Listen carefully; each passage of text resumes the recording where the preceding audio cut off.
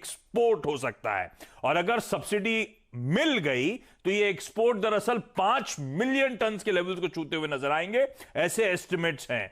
तो और इस समय होप स्क्रीन्स पे जो नजर आ रही है इसी एक्सपोर्ट सब्सिडी को लेकर है, जो पूरा का पूरा शुगर स्पेस हरकत में। खैर वो बैकड्रॉप बन गया था कि आज कैबिनेट मीट है, मुझे नहीं पता उसमें कुछ होने वाला है नहीं होने वाला, लेकिन होप्स वही है, इसीलिए पूरा शुगर पैक आज हरकत में आता हुआ नजर आ रहा है। ध्यान रखिए इस साल इस्मा ने एक्सपेक्ट करा था 31 मिलियन टन के आसपास शुगर का प्रोडक्शन होता हुआ नजर आएगा। अब उसमें से काफी है कि एक्सपोर्ट होने की तैयारी हो रही है। दूसरी तरफ कहा जा रहा है एटलीस्ट 1 मिलियन टन के आसपास शुगर, ये जो एक डाइवर्जन होता हुआ नजर आएगा आपको शुगर केन का, जैगरी की तरफ यानी कि गुड़ की तरफ और खंसारी की तरफ जा रहा है। इस महीने से दिसंबर से जो बढ़ी हुई इथेनॉल कीमतें अनाउंस करी गई थी वो इंप्लीमेंट हो रही हैं, तो कहा जा रहा है काफी हद तक मोलासिस का डाइवर्जन अब वहां पे होता हुआ नजर आएगा। और वैसे भी मोलासिस के डाइवर्जन से रॉ शुगर की कीमतें आपको बढ़ती हुई नजर आएंगी, और दूसरी तरफ ये कंपनीज अब सबकी सब जो इथेनॉल शुरू कर दिए प्रोडक्शन तगड़ी कैपेसिटीज के साथ, उसका फायदा अब इन तमाम कंपनीज को मिलना है, शायद इसीलिए इस स्पेस और भी हरकत दिखाता हुआ।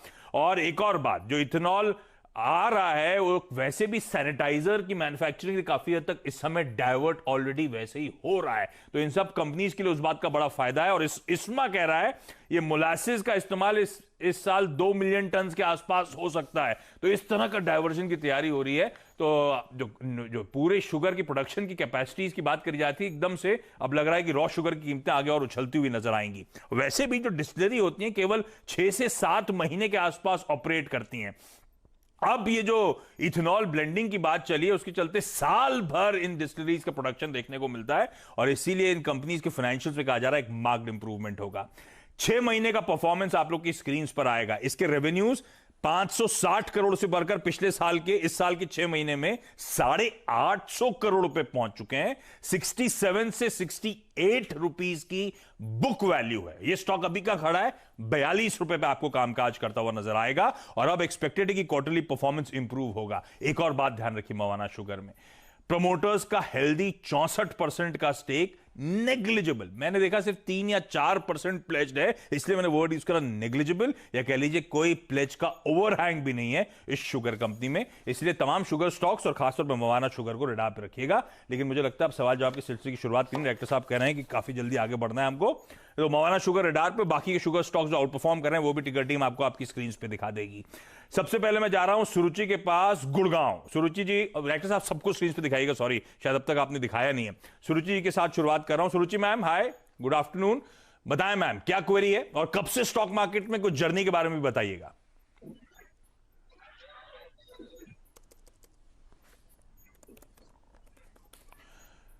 सुरुचि मैम, नहीं, कुछ तो गड़बड़ है डॉक्टर साहब, कुछ गड़बड़ है, जरा सॉर्ट आउट करिए। गुड़गांव नहीं जा रहा, मैं लखनऊ जा रहा हूं पहले। और सीमा कुशवाहा जी लखनऊ से जुड़ती हुई। सीमा मैम, होपफुली आपको आवाज आ रही है और आपकी आवाज हम तक आएगी, आ रही है ना मैम? हेलो। हाँ आ रही है, आपकी तो आ रही है, मेरी आ गई ना आपके पास? हाँ जी बिल्कुल। तो सीमा मैम कैसी रही जर्नी, कब से हो आप स्टॉक मार्केट में, और इन्वेस्टमेंट करते हो ट्रेडिंग करते हो? मैं तो ट्रेडिंग ही करती हूँ, और करीब मुझे 3 से 4 साल हो गए इन्वेस्टमेंट में। अच्छा अच्छा, कैसी रही जर्नी स्टॉक मार्केट की, मजा आ रहा है? हमारी जर्नी तो बहुत अच्छी रही। शुरू में थोड़ा सा काफी लॉस हुआ था, लेकिन वो रिकवरी हो गई। अरे वाह, तो वो ठीक है, शुरू में वो बाजार थोड़ी सी ट्यूशन फीस भी लेता है ना हमसे, उसी मान लेना चाहिए इवेंचुअली। चलिए अब नेट जर्नी अच्छी रही। अच्छा सीमा मैम, 2 सवाल है स्टॉक के होता है हमारा।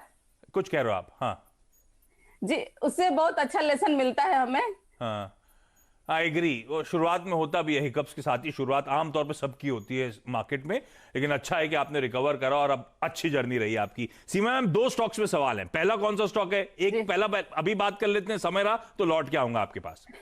जी हाँ, एक है मेरा HDFC, जो मैंने 1398 में लिया है। ये HDFC है कि HDFC बैंक है? HDFC बैंक है। हाँ, तो ये ट्रेडिंग वाला मन था, ये लॉन्ग टर्म वाला है? नहीं, मैं तो ट्रेडिंग ही करती हूँ।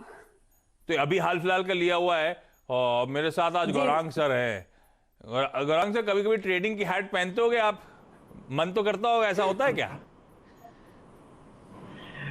जी हाँ, जैसा संगत होता है आशीष उसी का असर पड़ता है। तो कभी कभी हम बुनियादी तौर से अपनी कुर्सी को हटा करके तकनीकी अवतार भी धारण कर लेते बस हैं। तो काम हो गया। 1393 की बाइंग, मतलब इन्हीं की बाइंग पे एचडीएफसी बैंक खड़ा हुआ है सर। ट्रेडिंग का मूड था, क्या करेंगे आप? वेल आशीष, पहले तो मैं सभी महिला दर्शकों और निवेशकों को हमारा सादर प्रणाम। और मैं एक राय तो ये देना चाहूंगा कि आपको जितना चाहते हैं आप उतना ट्रेडिंग कीजिए, लेकिन आप अपने जोखिम को पहले ध्यान में रखिए। और सीमा जी जैसी जो अन्य महिलाएं हैं जो बाजार में ट्रेडिंग करते हैं, छोटी अवधि के लिए काम करते हैं, तो पहले तो अपना जोखिम ध्यान में रखिए और अनुशासन के साथ काम कीजिए। और थोड़ा बहुत लंबी अवधि के लिए भी निवेश करना शुरू कीजिए और उसको आप छूइएगा मत। अगर आपको छोटी अवधि में नुकसान हो जाता है तो लंबी अवधि का अच्छा शेयर बेच डाला नुकसान की भरपाई करने के लिए, ऐसा मत कीजिए। दोनों को अलग अलग दीजिए, ट्रेडिंग पोर्टफोलियो और इन्वेस्टमेंट पोर्टफोलियो दोनों को अलग दीजिए।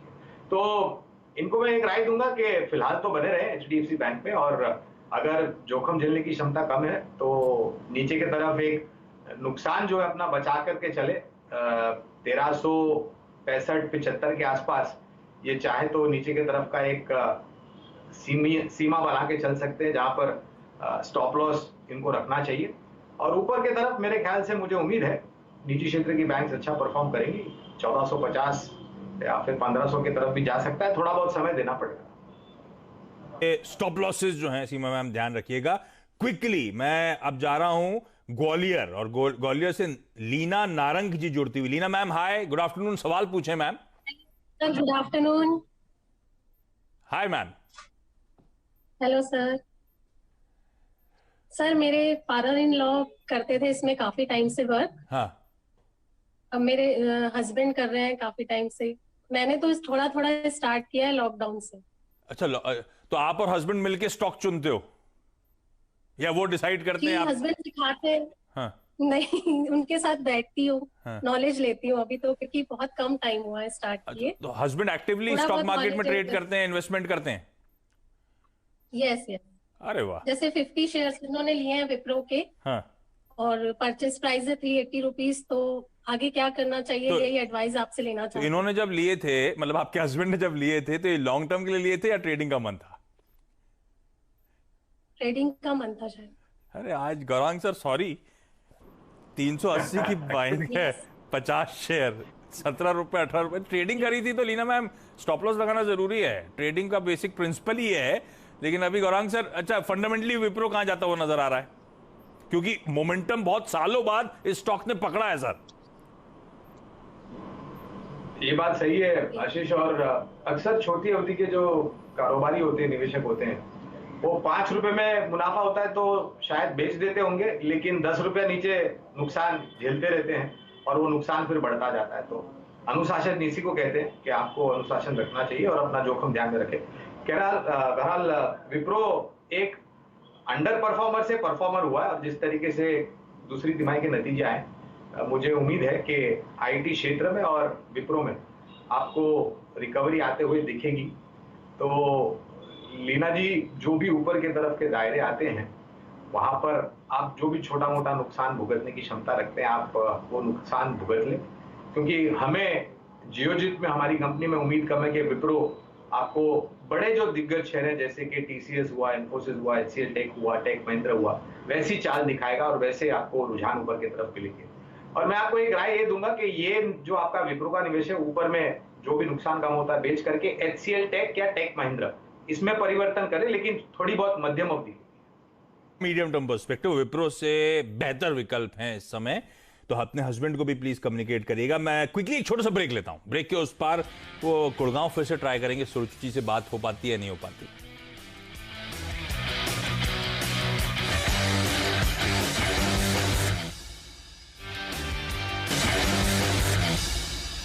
ब्रेक के बाद आपका स्वागत है और सीधे जा रहा हूं गुड़गांव। होपफुली सुरुचि से बात हो पाएगी। सुरुचि हाय, गुड आफ्टरनून, सवाल पूछे। Hello sir, good afternoon. Hi ma'am. Sir first of all तो मैं आपके चैनल की बहुत बड़ी फैन हूँ। तो मतलब गौरांग सर ये आपकी फैन है? मार्केट में आई नहीं सर, मैं सीएनबीसी आवाज की फैन हूँ। CNBC आवाज में गौरांग सर जैसे एक्सपर्ट्स आते हैं, इसीलिए आप लोग फैन बनते हैं ना। यस यस डेफिनेटली, बट आपका जो शो होता है, आपने जो ऑफर्स इनॉक्स पे दिया था अप टू 50% ऑफ, वो जैकपॉट ऑफर तो कंटिन्यू हम अरे वाह, फॉलो मतलब करते हैं उसकी। अरे वाह, तो आप क्या लंबे अरसे से स्टॉक मार्केट से जुड़ी हुई हैं मैम, या ये लॉकडाउन में आपने नहीं, भी नहीं शुरुआत सर, करी? नहीं सर, मैंने अभी 1.5 मंथ पहले स्टार्ट किया है। जस्ट स्टार्ट, जब सुना निफ्टी ऊपर चढ़ रहा है, ऊपर चढ़ रहा है, ऊपर चढ़ रहा है। अरे वाह गौरांग सर, आपने देखा है बाजार में इस तरह का मोमेंटम बन गया है कि अब निफ्टी ऊपर चढ़ा है, इसीलिए लोग एंटर कर रहे हैं। अच्छा, फिर इतना 1-1.5 महीने पहले मतलब आपने काफी हद तक जर्नी को मिस करा, फिर भी परफॉर्मेंस कैसा रहा आपके पोर्टफोलियो का? प्रॉफिट मिस कर दिया, बाकी 20% रिटर्न है 1 मंथ में। अरे वाह, अरे दोबारा स्टार्टिंग, अभी स्टार्टिंग करी है।